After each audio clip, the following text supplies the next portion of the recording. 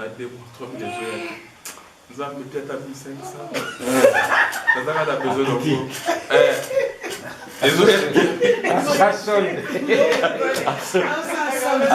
Vous avez la bonne idée, non? Désolé. Vous avez la bonne idée. Alors qu'il en a 300 euros. Est-ce que vous comprenez un peu? C'est comme si nous avions un capot on peut payer 3 000 euros. Donc, à ces prières, mon conseil que, alors, sauf peut-être à ces 3 000 euros, peut-être calcul, il faut que nous ayons 1500. Parce que, au moins, Babylon, moi, c'est Natina. Donc, nous avons un péché loco pour Natina. Amen. Vous avez un colotin, c'est une multiplication des peintres. Ma petite la gueule. Il faut le côté gaspillage à la tête. Donc Dieu n'aime pas le gaspillage. T'es beau, aux allez le voir. À vos pas m'en envoyer coquille pour servir le loco moko pour vous appeler à pembeni. Amen. Voilà. C'est quoi papa n'a pas de sou mutuna mususu. Est-ce que m'a rappelé au Scotty jeune. Bon normalement ils ont des sujets il y a tout un sujet. Oui papa toi voilà. Au Scotty jeune et sali jeune na yo 3 jours. Bien quand na hotel ko bali bosowana. Après au bimi na jeune on peut nzamba répondre yote. Nzamba répondre yote. Au moni ndeko sengi likambo na yo moni yango te. Exemple ko. Nzambe na lingi ou bien au changer mobile nanga caractère na eza bien te na ko ta prière oyo vraiment tu vas toucher mobile nangai vraiment caractère na est comme a différence voilà si ko tu peux jeune pe ko mais ozoma ndo makambo yesu please eza bon si ko yo moko bouver ça peut ba te si ko omoni nzambe aza na façon na sala ka ndenge mona bisote Ozomona, yo ce que vous êtes en samedi bon goût papa ben nda ko ta. Acha comme ça. Yo c'est la bongo. Et ça bongo de nda ko. Si ko y a pas changer, ça va roter sur à travers le comportement na yo. Vous comprenez parce que yo bondeli. Si ko yo y a mutu pas changer si ko. Y a andou na bazo banaiga. Ba makawe pesa ko kanda. Mais ce qu'on ta réaction moi c'est non mais il mais comme est-ce qu'il y a des cambos mais mais comme il y a beaucoup de gêné au ce moment bible zo bandene dit que non femme vous en avez un comportement malam et que qui changer mais pas na surtout ba honnête papa ni ba là mon pagal soit moi c'est mon pagal au ce moment donc comportement de surtout moi c'est mon pagal comme comportement. Moi, c'est mon bail beaucoup plus comme comportement. Et aussi, selon la logique de la Bible, moi, c'est mon bail. Mon bail n'est pas moi. Parce que moi, c'est mon bail. Mais, chose grave, moi, on a et yo tout. Là, il y a un micro de cas. Yo, le spectacle, ma croix pour le bangote. Le soir, moi, c'est pas que les gens sont soumis. Pourquoi?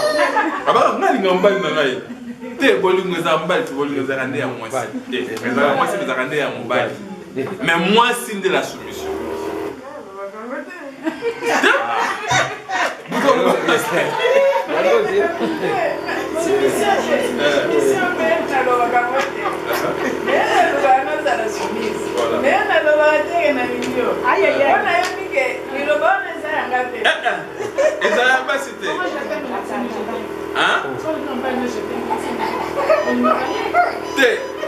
Bon, enfin, ce sont des expressions.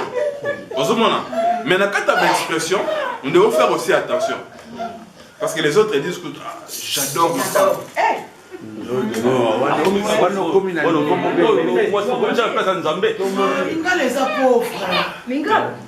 Oui. Et le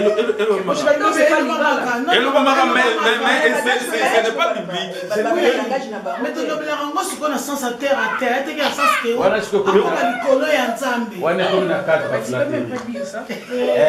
Si, j'adore cela. Au sol, nous que l'eau comme on n'a pas la carte. Maman, comment on a une Suzu? Maman Suzanne. Maman Suzanne, c'est-à-dire. Bon, tu recours ma place. Yo, papa. Bon, Maman Suzanne. Quand nous avons bon de pas ensemble, malgré ce côté prière, tu peux ensemble de l'été dans la condition que tant que nous avons la prière, au moment où se changer. Il y a des barres amis, bisopé à taillot avant au bon on a monté moment au ensemble. Et ça n'a moko abondela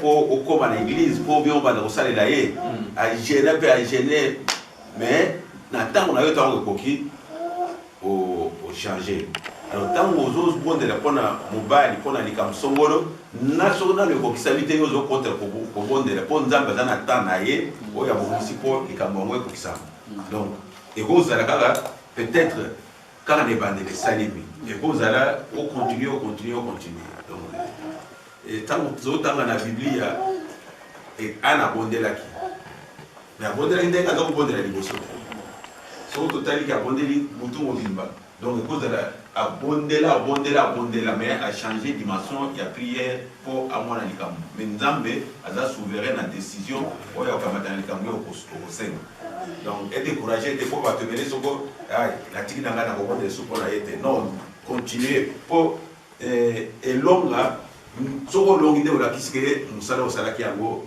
kusana mais soko décourager c'est-à-dire au sali musala donc prier jusque dans le cambo comme ça au quotidien au yesibité au changer au associer ça va les canarawana ce que va dire de toute manière balabala ce que da bonne de la d'abord ensemble soko stabilité la tique dans mai ce que tellement à lemba sujet wana il y a certaines choses là, quand tout le monde est là, on faut tout le temps la directive. Surtout Saint-Esprit, après ce directive. On va ta prière, Saint-Esprit guidé, on peut la directive. Saint-Esprit, on peut même n'avoir mot. Oh oui, c'est ensemble. Parce qu'il il prie à nous par des souffles. Or, celui qui connaît la profondeur de Dieu, c'est le Saint-Esprit. Donc, le Saint-Esprit, tout le monde est là, après ce mot. Parce que nous avons au moins tant que tu as aller tu yo kokobwaka bato bayoka ba munda ba le sozo ko sa ba tala ka ngelo yo zo na do kende ozomona sikoyo na yes pandi mayo ata bloc azo linga ayo kana munoko na yo c'est comme ça avec Dieu ayoka ba prière et belé na ba mi bina ba tabia sikoyo ata na biloko ya linga na ayo au moins ni Bartimée il ne pouvait pas côté le message Jésus dans la foule. Ce qu'a béni par la révélation. Abéraké Jésus c'est comme s'il était le seul dans la foule.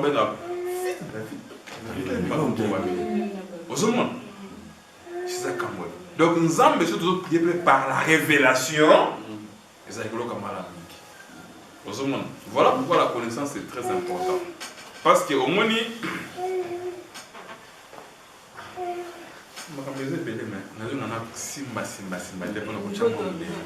mais le problème c'est quoi? C'est que quand nous prions, voilà pourquoi même dans le don spirituel, on doit parler en langue. Pour exemple, on se communique avec nous. C'est-à-dire il faut créer intimité. Au moins l'église n'est pas l'église. Le mot là n'a jamais. Le mot là n'a que ce qui pasteur Pierre Azate et l'église. Pourquoi? Puisque ozoye l'ensemble. Ozomon. Ah, Nicolas, pasteur Pierre Azate. Ah, Ozomon, non, papa devin. Papa devin Pierre. Ok, normal. Moi, c'est la pasteur. Donc, c'est-à-dire, pour réciter ma campagne Nzambe. Parce que Nzambe a utilisé, pasteur Azate a utilisé Moutoumoussou. Donc, mets dans ton esprit que ici, c'est la maison de Dieu. Quand je vais pour aller prier, oui, il y a vent. Quand tu as des problèmes, ça, il n'y a pas vent. Vous avez cité bien, calme, qui vient. C'est comme il m'a dit, vous avez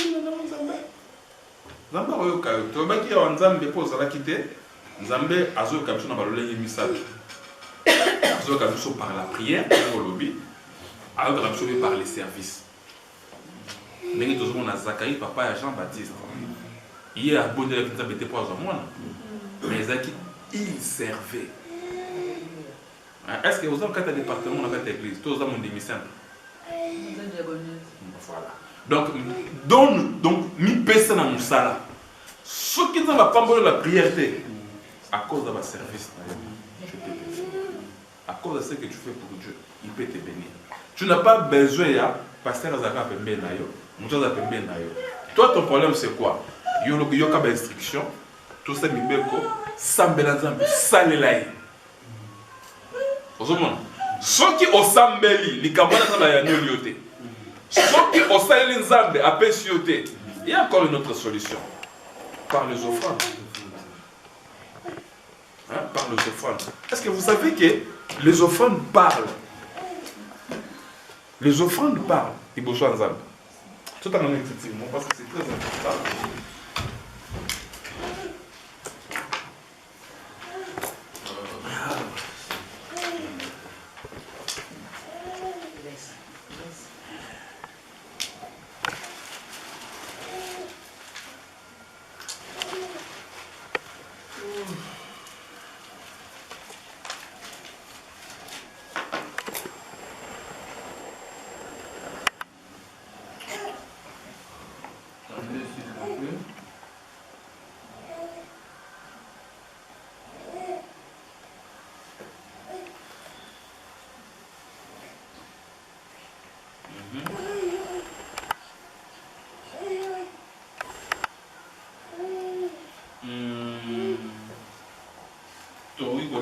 Acte chapitre 10, verset 2.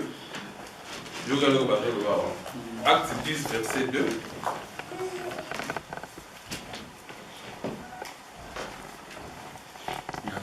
Oui, verset 2 à 4. Acte 10, verset 2 à 4, il est écrit: cet homme était pieux et craignait Dieu avec toute sa maison. Il faisait beaucoup de monde au peuple. Cet homme, c'était Corneille. Hein? Corneille. Ah.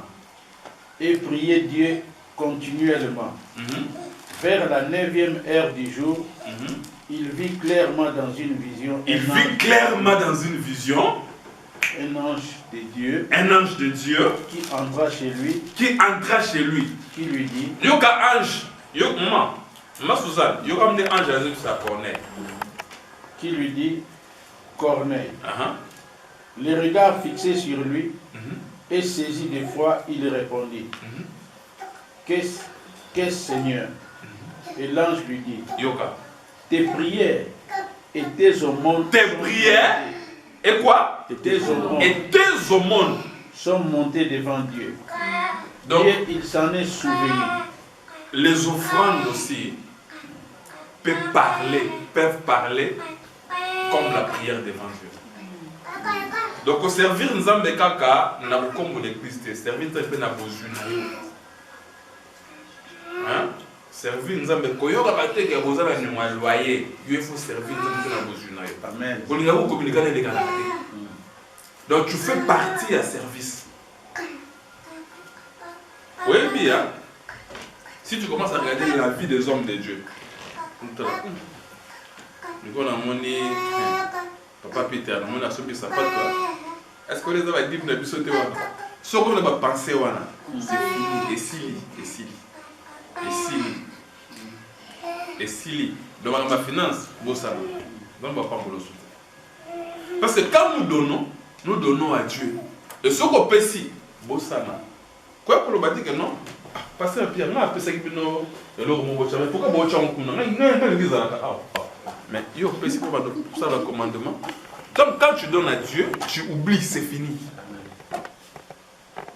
Ce que tu as bafle, au moins il bafle, au moins il a l'église. Au moins il bafle comme au Kendem, ce n'est pas ton problème. Parce que tu as compris le quoi? Amen. Donc tu peux servir Dieu par la prière, par les offrandes aussi, et puis dans le service. En les servant. Amen. Ok? Amen. Donc voilà. Alors, je pense savoir. Vous avez des questions, M. Zali? Très bien. Ah, ok, merci. Alors, Tobaki, les diables, a des axes à travail. Il agit dans les cieux, dans le lieu céleste. Tant qu'Aza peut agir dans le ciel, son objectif c'est quoi? C'est pour empêcher prière même comme un pas en Zambie. Et puis pour empêcher réponse en Zambie comme un verbe biso. Maintenant, qu'est-ce qu'il faut? Dans ces cas-là, qu'est-ce qu'il faut? Dans ces cas-là, il faut qu'on ait beaucoup plus de vie à prière. Ça dépend de la réponse où tu n'as pas de réponse, que tu n'es pas naïf, et vous savez quelque part. Il y a un moment mais Dieu, ce que vous avez en Zambie, vous n'avez pas relaxé bitumba, même dans l'auto. C'est pourquoi, comment ça n'a pas d'auto, comment moi quelque part, qu'on négligera l'auto. Parce que Dieu peut te parler au travers de la bouche. Alors, deuxième axe, c'est sur la terre. Donc, il agit aussi sur la terre. Sur la terre, Job chapitre 1, verset 7, et puis Job chapitre 2, verset 2.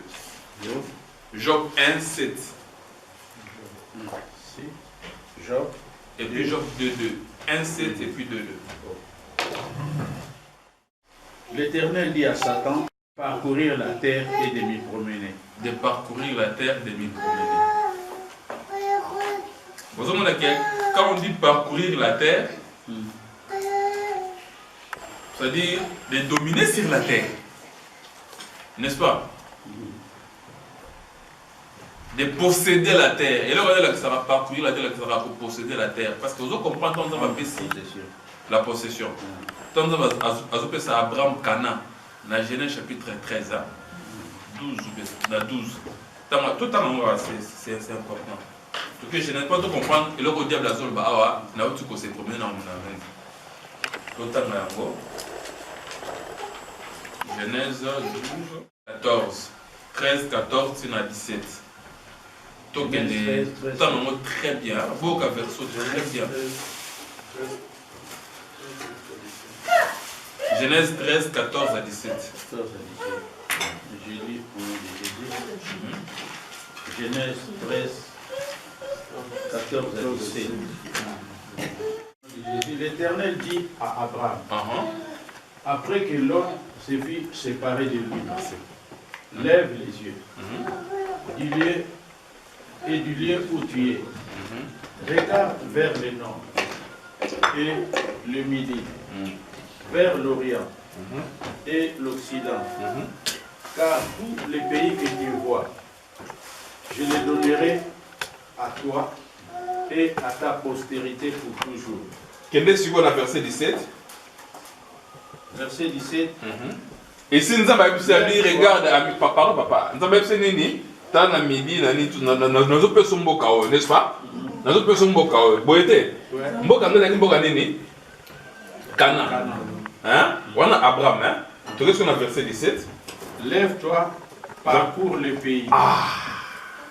Boyoki? Abinini?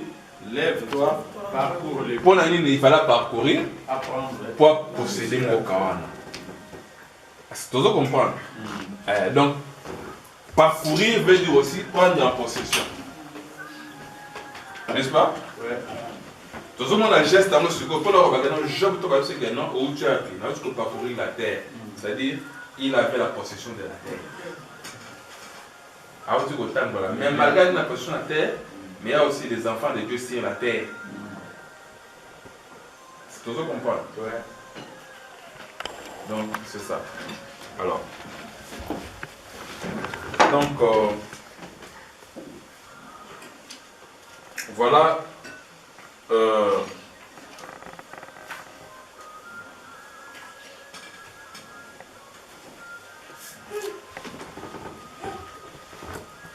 Alors, nous avons dit que sur la terre,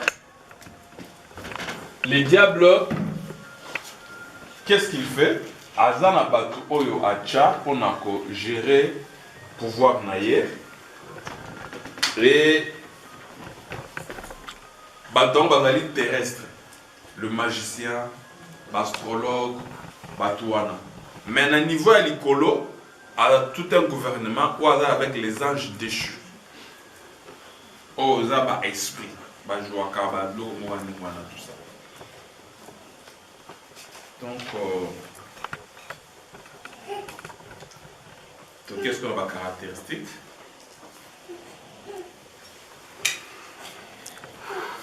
Nous voyons que par rapport à ma caractéristique, Nzambe a utilisé Batu, Tobanyama, pour utiliser certains langages. Pour les rappeler très important. Par exemple, Jésus-Christ, pour Nzambe, Dieu a utilisé. Donc il a pris la chair, le corps qui est Jésus-Christ. N'est-ce pas? Les diables peut-être dans la personne humaine comme ça, il va aussi utiliser un corps qui sera le corps de l'Antichrist.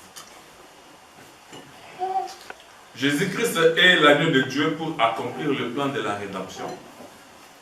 Il est aussi le lion de la tribu de Juda pour installer le royaume sur la terre. Vous allez voir que le diable aussi a imité l'agneau. A imité le lion. Donc tout ce que Dieu fait, il n'est pas le rappel à imiter, c'est un imitateur. Donc on a besoin de grâce. Tout bientôt, comme on a siégé à Jésus, nous allons parler un peu sur la divinité de Jésus-Christ. Là, nous allons comprendre qu'il y a un seul Dieu. Pourquoi? Parce que Dieu, c'est être au bas de sa adoration, n'est-ce pas? Tant qu'ange a élu Jean, vision dans l'Apocalypse, Jean, quoi il y a fou comme habit, comme ça la montée. Comme ça la montée, il faut remonter, c'est qu'il va adorer les âmes. Donc, adoration, c'est le Ganza. Ce qui est dans Isaïe, il n'y a pas de bâtonnet, il y a une gloire dans le partage à mon amour. Il y a un ticket à mon amour. Donc, attends que tu as dit dans moi, on a repéré ça, moi, on a été parce que tu as partagé la gloire. Mais tout le monde a Jésus à côté de lui. Ange Jésus le bac non. Ange, Aïs va berger. Abi Lelo, aussi mon but ici. Après, c'est mon place à Zali. Donc, il y a des places beaucoup de monde là-bas, il m'a dit, il doit adorer. C'est pour dire que l'enfant là qu'on adorait, c'est Dieu. Moi, je peux bailler, on peut adorer. Donc Jésus-Christ a adoré par la hanche, non pas la battu. Parce que tout le monde comprend. Donc Jésus-Christ a vraiment Nzambe. Mais qui a porté la chair. Donc c'est ça. Alors nous avons dit que comme Dieu utilise aussi les animaux, ici je ne veux pas Naroba Mingi parce que ça concerne vraiment la question. La question de moi, parce que c'est la question très importante pour développer le bloc de télé. Mais sachez une chose que le diable aussi a utilisé les serpents. Dans Éden, il a utilisé les serpents, n'est-ce pas? Mais quand le diable utilise les serpents, c'était pourquoi? Hein? Quand il utilise les serpents, c'est pour séduire. C'est pour la séduction. N'est-ce pas? Mais comment, lorsqu'il a utilisé les serpents, comment le diable haït l'homme? On t'a vu une piège dans un. Voilà, on a malade. Quand le diable est venu, à quel pas moi aussi? Alors oui, oui.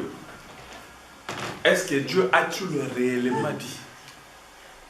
Donc, conversation, il y a moi si un serpent.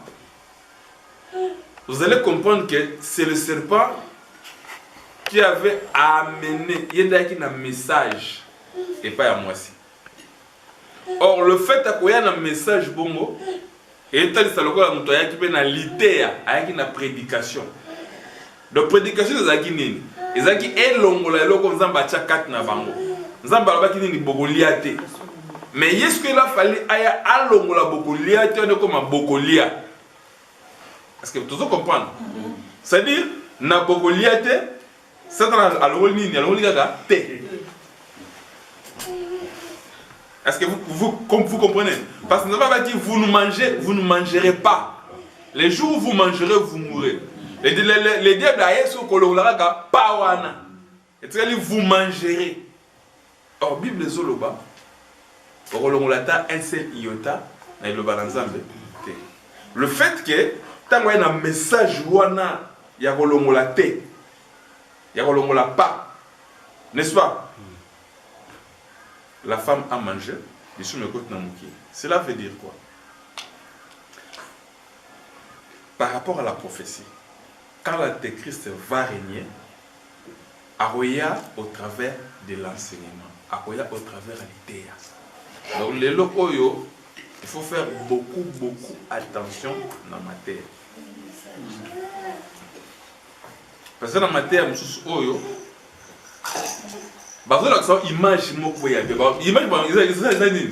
c'est le miracle. Parce que dans le miracle, il y a la séduction. N'est-ce pas? Pourquoi? Moi, je n'ai à mon mais les jours où Satan a su parler ici l'embouma, il a vu que c'était beau à manger. N'est-ce pas? Est-ce que vous savez que quand nous suivons tous ces témoignages-là,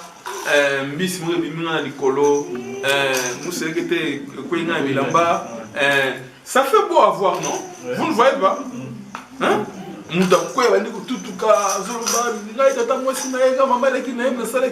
C'est beau à voir. Il y a un spectacle. Posons d'abord la question. Vous savez que le diable, c'est le père des mensonges, n'est-ce pas? Ouais. Ce que nous avons ça, notre délivrance, nous avons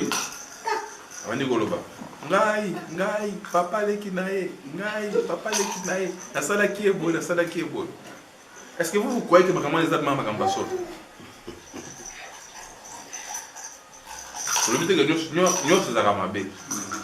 Mais nous, enfants de Dieu, nous devons avoir le discernement. Est-ce que vous croyez ma maman les a solo? Et puis, Jésus-Christ a bien des démons ébélés. Seulement, quand on a occasion de solo, il y a un pourquoi. Il y a un pourquoi. Et puis pourquoi Jésus a sorti dans Bango, a tuni abi, combo na ona. Yoga fondation na Bango. On l'appelle ça combo nae. Alobi boye. Mais tout à l'heure, tout son absence. Tu veux écriture wana. Mais tout à l'heure on fait la précision. Tout à l'heure on fait la précision. Bon. Marc chapitre 5 verset 8. Nous avons à Rotanga. Amen. Je t'en conjure au nom de Dieu, ne me tourmente pas. Car Jésus lui disait, sors de cet homme, esprit impur. Et il lui demanda, quel est ton nom? Yoga. Non, moi j'aime Jésus parce que c'est un homme de précision. Hein?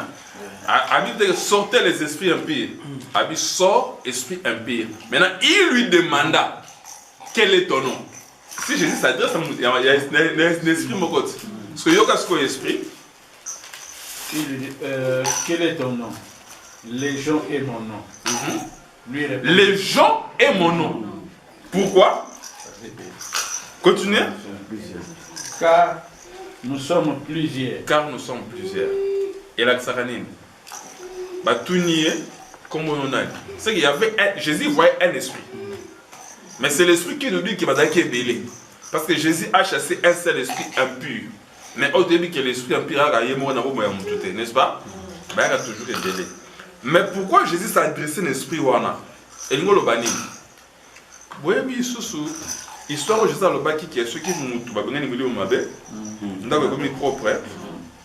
Nous le mabe soka bimi akendaka. Mon soka kuti moi ko songa ete azoka baninga na ye. Na ba obaza plus fort que pour bazona katanda kwana. N'est-ce pas? Donc bazona katanda kwana état muto comme plus pire. Et nga ko banini. Muto yo esprit impire o Jésus bande ko sola na ye. C'est lui qui était le chef de tous les esprits impurs dans la vie de cet homme-là. Vous comprenez? Donc c'est lui qui dominait. C'est pourquoi Jésus s'attaquait au chef. Ce qui chef a quoi? A quoi la bataille. Ce qui a dit que tous allez bien, va penser comme on est les gens. Est-ce que vous comprenez un peu? Tu vois ce qu'on a dit. Les diables, c'est le père du mensonge. Yonan, oh, ngai papa le kinai. Au côté qui a nani, oh, na bomo na nana cinq bonamo. Est-ce que toutes ces choses-là, est-ce que c'est la vérité? Est-ce que c'est la vérité? Point d'interrogation. Et puis, Jésus n'a pas dit que ce qu'on a délivrance, ce soit dans la milime. Pourquoi? Les diables est le père du mensonge. Supposons. Dieu ce qu'on a dans la milime mabe. Il faut faire la stratégie. On a bima, quand tu fais des gars à boire. Tu sais que pasteur Pierre Nenga dans la délivrance.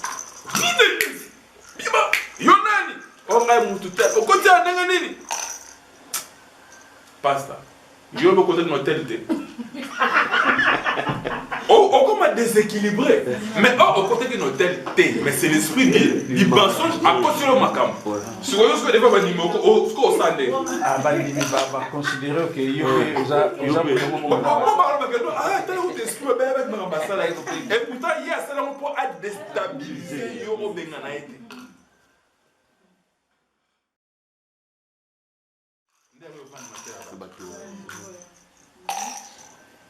Parce que c'est l'esprit du mensonge. En la vérité, il est préférable au sein des différences pour donner l'esprit. Qu'au question n'a raté. Parce que comme tout ça aussi, nous sommes touche. Puisque ça, c'est une touche en Afrique, papa. Moi, si moi, c'est comme quoi il y a une église, quoi il y a que ça les délivrances, papa. Milimo ngibimaka kaya ngona obili bozo bengana wana yango ka ezonga comme so to tikala l'église ka ba intercesseur apamba pasteur akeli parce que azaki ba bensi l'église to tikala ba intercesseur papa to lembi kaka mutu wana ka mopo na bimaka te no ba si ça après ce matin ko mona ke ezaki esprit moko mensonge. C'est ça. Voilà pourquoi dans le domaine de la délivrance, il faut être accompagné à tout pas dans la doya, il y a discernement. C'est très important.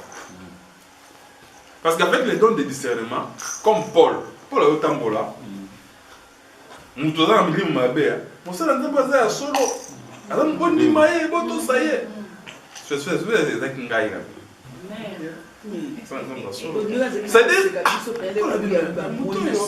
et ça rappelle Nini. Paul a voulu connaître, et cette femme était animée de quel esprit? Chose grave, plus aux Arabes, on a mingité. Je ne sais pas, tout le monde a dit que non, vous avez tout mal.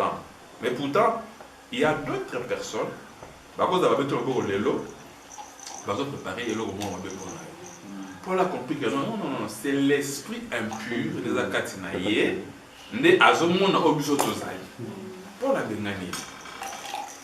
Donc, dans le domaine, on a l'esprit, tout ça, c'est un peu, il faut que ça soit un peu matatamingi. Parce que le diable a construit se touche.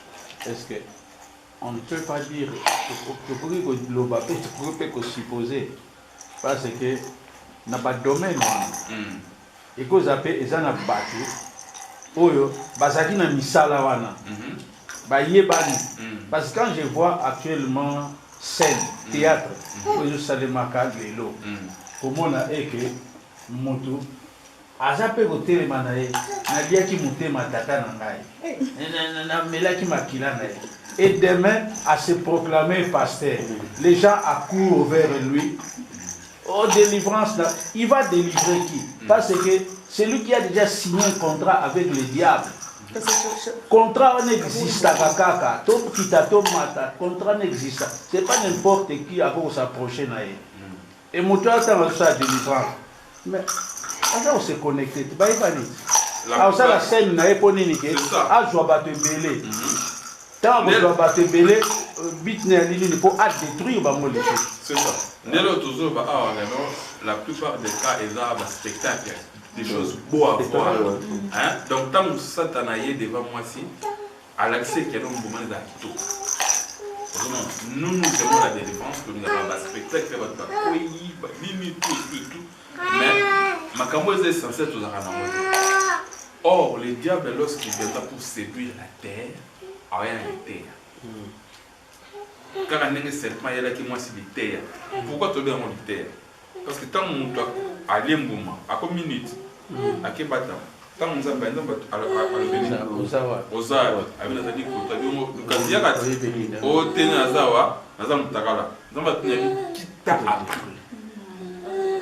non, apprendre Makambo parce que Makambo a le bamarété. Nous apprenons à tout. Donc, on va comprendre que nous avons un vocabulaire assez calme. Est-ce que les mouvements ont été les mouvements là, serpent, tout ça.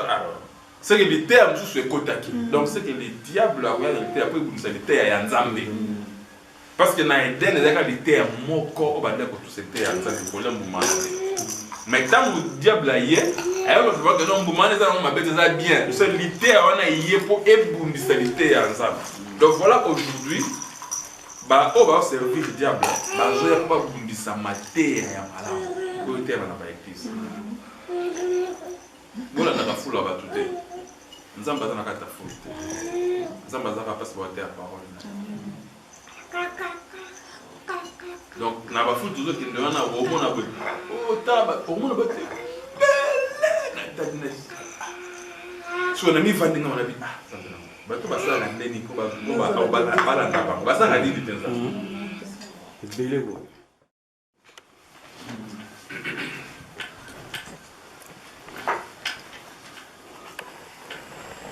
Alors la question a été posée le diable a été précipité quel jour, à quel moment? Je crois pour tout comprendre de l'eau oyo, pour me capter aussi mon aspect élevé. Mais nous devons comprendre qu'avant que le diable soit précipité, dans la salle de rébellion, puisque Dieu devait le précipiter. Quand on va précipiter, nous avons dit que Dieu l'a précipité, a précipité qui est sur la terre. A précipité qui le diable est dans le lieu céleste. Mais le diable, en tant qu'esprit, il a fallu à côté de la Katia, champ d'action. Il fallait que ça. Maintenant, il a fallu pour côté de la champ d'action, il faut que ce soit dans le monde visible. Est-ce que vous comprenez? Pour côté dans le monde visible, il doit avoir un corps. Parce que Dieu lui-même, pour nous visiter, Dieu prenait aussi des corps. Vous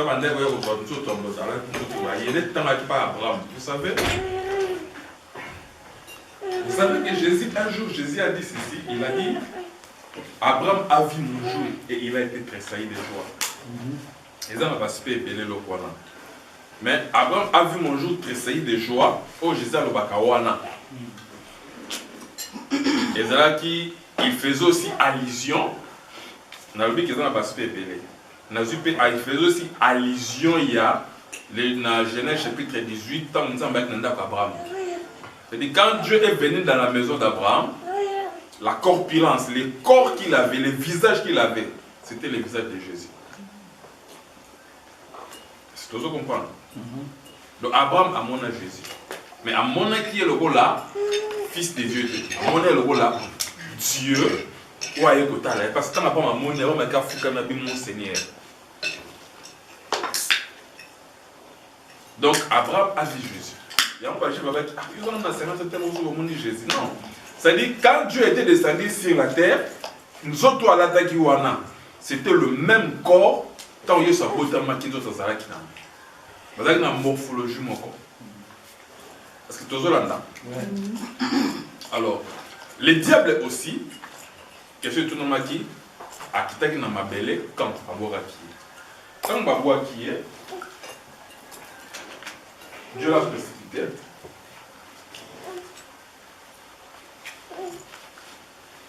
Nous avons dit que pour l'envoyer parce qu'au jour où on a, il faut que on a la création visible. Pour que comprendre Dieu va voir qui est. Dans le Genèse chapitre 3, pendant la verset 1,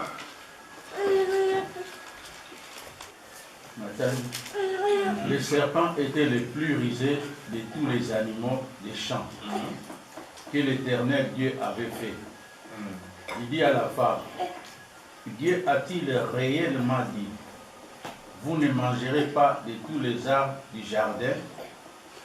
La femme répondit, merci beaucoup.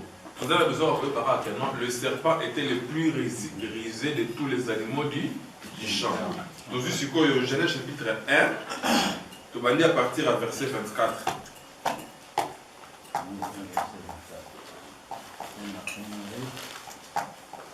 Genèse 1, verset 24. Dieu dit que la terre produise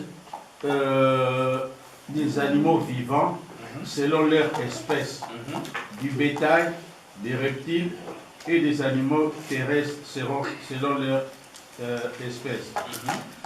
Et cela fit ainsi, Dieu fit les animaux de la terre selon leur espèce, le bétail selon son espèce et tous les reptiles de la terre selon leur espèce.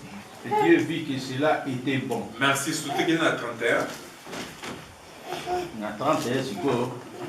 Il est écrit, et cela fit ainsi, Dieu vit tout ce qu'il avait fait, et voici cela était très bon.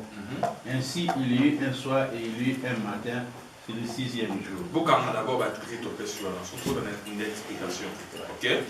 Alors, tu le dis que non, qu'est-ce qui a précédé, qu'est-ce qui a fait à ce que Dieu avait à la précipité? Tu vois que le d'abord, il voulait ravir le trône. Tout en entièrement, par rapport à la caractère. Il y a une chute dans Isaïe. Dans la prononcé 5G, dans le cas de l'école, petite sabokonzi, dans le sala bonaboué, il va précipiter. C'est-à-dire, l'objectif c'était quoi? Il voulait ravir l'adoration. Il voulait qu'il soit adoré. Mais adoré pas à banane, pas ange, mais la ranzambe, pas à la rongumba. Monsieur là, non. Bon, de toutes les façons, nous avons des gars qui espionent. Parce que de lui-même, il ne pourrait pas. Et puis il faut tout dire que Satan commence dans ma casse. C'est Dieu qui a voulu ça. C'est comme à Pharaon. Donc, c'est comme à Pharaon dire voilà. Gloire. C'est ça. Maintenant, l'objectif qui a adversaire de Dieu, n'est-ce pas? Ok. Alors, Allah qui a beau le trône dans Nzambe, il a la gloire en Nzambe. C'est pourquoi Nzambe a été précipité. Mais dans l'écriture, autant ni si quoi, il est vite la réponse par la moko. Quand tu vois dans Genèse chapitre 3, le serpent, le serpent. Parce que vous devez comprendre, quand Dieu a créé les animaux, le 6e jour, c'est le jour où Dieu a créé les animaux. Création d'animaux, ils ont 2 aspects, ils ont 2 dimensions. Nous avons les animaux qui ont créé le 5e jour. Nous avons les animaux qui peuvent créer le 6e jour. Mais les animaux créés le 5e jour, c'était des animaux marins et les animaux aériens. Parce que tu dois comprendre, il y a des animaux ailés. Donc c'était les oiseaux, les poissons. On va dans la 4e maille. On a un animal à 4e jour.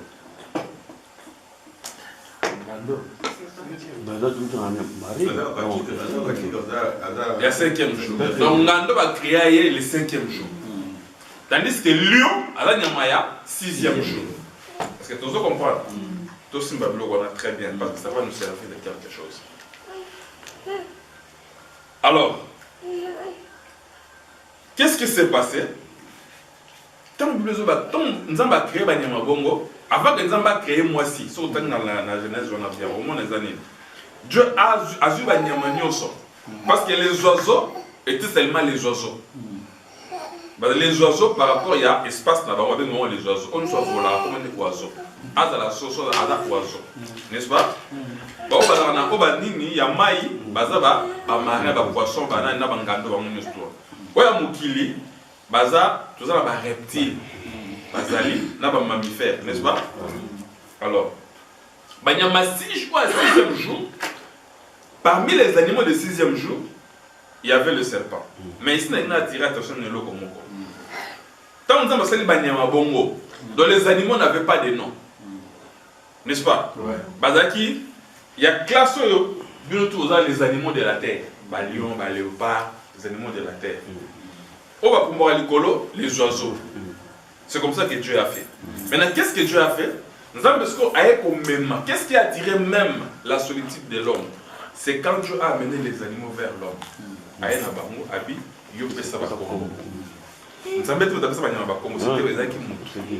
Et puis quand Dieu disait à l'homme de donner le nom, Dieu voulait seulement voir comment Adam va travailler, parce qu'Adam devait travailler comme lui.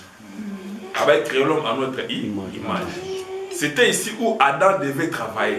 C'est pourquoi maman Suzanne, au moment où tant que Adam a conçu sa copie, ça va y avoir combo, des places souci au sein de son côté. Parce que c'est de là qu'il a compris que chaque nyama a une espèce mâle na femelle. Tant que miteli bebe, donc là ça ande ngamoko. Ne place mon solitude de côté. Ceux qui va y avoir à liboso n'a été comme ça n'a pas de solitude on a dit. Donc à comprendre que non, il était le seul être na espèce na yemoko. Parce que tu dois comprendre. Maintenant, c'est l'homme qui doit maintenant commencer à repérer sa bannière. Comme ça dire, à comme il y a comme empreinte na elle colère à venir. Habite à la yo de Mozana bien yo Pumbwaka, mais yo za Colombe. Yo, attends vous Pumbwaka, osa aigle. Donc parmi les oiseaux, il y avait maintenant ce qu'on appelle la particularité. Nous avons dit que ça là. Parmi les animaux de la terre, il y a fait la particularité, on appelle ça combo, tout ça. Mais, quand l'homme donnait le nom, la Bible s'est tue. Tout le monde ne peut pas savoir que ça va combo. Mais il y a un peu combo. Mais, parce que vous voyez que comment Genèse c'était Moïse. Moïse était un prophète. Quand Moïse parlait, donc, il y avait beaucoup de choses Moïse en au Kanga. Donc, Azoloba, Azokanga. C'est-à-dire que ça va détailler mieux sauter. N'est-ce pas? Maintenant, tu es dans Genèse chapitre 3, verset 1, les serpents, verset 1, serpent, était parmi les animaux de champ et il était le plus risé de tous les animaux que Dieu avait créés. Déjà, serpent, on a baptisé la moutou. La particularité à moutou. La particularité, on appelle ça qui est. Mais azobima, ce qu'on a aspect moko c'est quoi? La rise. Donc les serpents, ils riseux. Parce que tu dois comprendre. Mais pourquoi Bible et Kolbara, les serpents étaient risés? Il y avait quelque chose. C'est-à-dire, quand Dieu précipitait le diable, Dieu ne voulait pas le précipiter comme ça. Mais Dieu le précipitait, avant qu'à précipiter, Dieu va former d'abord un corps. Oui, il y a un diable sur la terre. Est-ce que vous avez? Parce que le diable est esprit. Quand on a un cahier, il y a un Zambé, comme on metteur en scène. Même Adam sera pécheur, c'est Dieu. C'est Dieu. Oui, c'était c'est à cause de la femme. Or, quand nous avons ça, la mossa binine, fait tout c'est une aide semblable. Donc, c'est-à-dire que nous avons celle là qui Adam aide pour accueillir. Est-ce que tu comprends? Donc, Nzambe a formé aide comme Adam n'a pas dit tout. Il avait tenté alors. Non. Non, Dieu ne tente pas. Bon, il y a un pourquoi. Attendez, pour l'année. Donc, on comprend de l'Okomoko. Parce que Nzambe, c'est Dieu lui-même qui a créé ses adversaires. Il y a mon homme qui a créé Satan. Il y a mon homme parce que l'esprit est comme ça, c'était où ta gueule. Hein? Jalousie, parce que Satan, tant que GG na Isaïe wana, on a eu l'adoration. Mais l'adoration n'a pas quelques anges, nous sommes montés. Bon, l'État va nous corrompre par un ange, nous va adorer. Nous sommes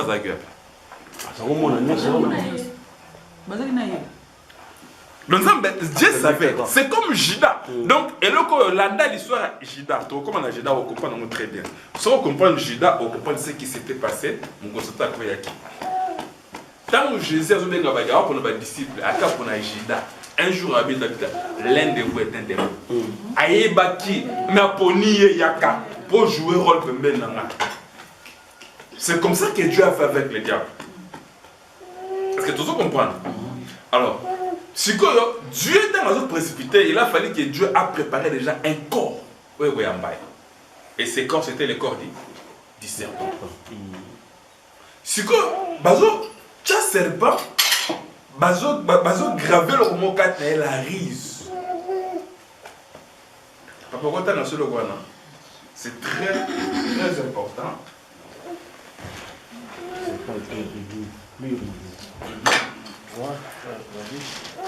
Le serpent était le plus risé. Le plus risé. De tous les animaux des champs.